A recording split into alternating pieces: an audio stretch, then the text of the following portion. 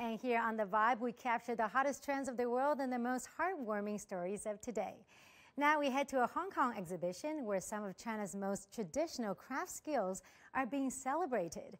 From the making of lion dance costumes to the construction of paper lanterns, culture vultures can learn how these handmade techniques have been passed down through the centuries and preserved for future generations.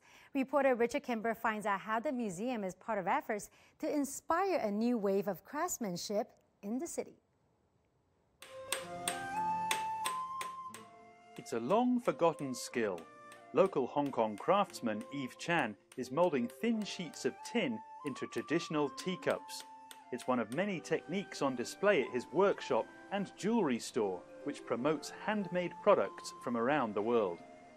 I want to bring the value of how hard work all these people behind the scene, they putting the efforts onto the pieces. This is actually At 37 years old, he's much younger than most traditional craftsmen, but he's hoping his work can change that. I already seeing more and more young people are devoting themselves into the industry, and I'm happy to see that. And I think later on, more people would, by knowing more craft stories behind all these objects, and I think they would treasure what they are buying, and they know what they are buying for. Stepping out onto the busy shopping streets of Hong Kong's city centre, it's hard to find examples in the shop windows of traditional craftsmanship anymore. But I'm going to go to the other side of town, where there's a place where traditional craft skills are very much the centre of attention. I'm visiting one of Hong Kong's oldest and most unusual museums. This is Sam Tung Uk. The name means three-beam dwelling, which is the original design of this 200-year-old house. It was built by a clan from the southern Chinese Hakka culture and transformed into a heritage museum in 1987. It feels like an adventure back in time just wandering through the structure of this house. There are alleyways and doorways everywhere you look, and as long as you don't mind getting lost occasionally, there's plenty to discover. A new exhibition here is showcasing a wide range of traditional skills, from wood carving and porcelain painting to techniques for making elaborate paper lanterns, flower boards, and even building entire theatres out of bamboo. Each of the displays is accompanied by a video screen showing you exactly how the process is carried out in real life, and if you listen carefully, there are speakers in the ceiling and in the walls, really immersing you in what in this case is an amazing Cheongsam gown workshop. That's not the only innovative use of technology here.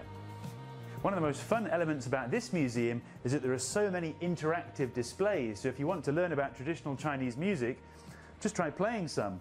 We've got the traditional dida pipe here, got wood blocks, the sound of the drum, and then over here, my favourite, we've got the cymbals and the gong.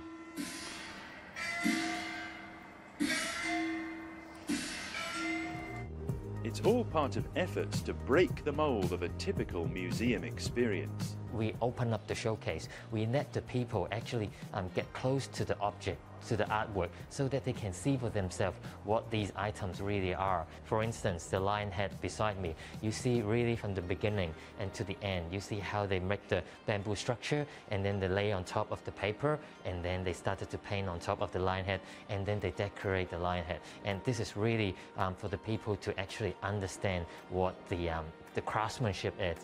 To make the experience even more visual, the museum is also hosting demonstrations from local master craftsmen. Each one of these bamboo strips needs to be hand carved to make sure it's smooth.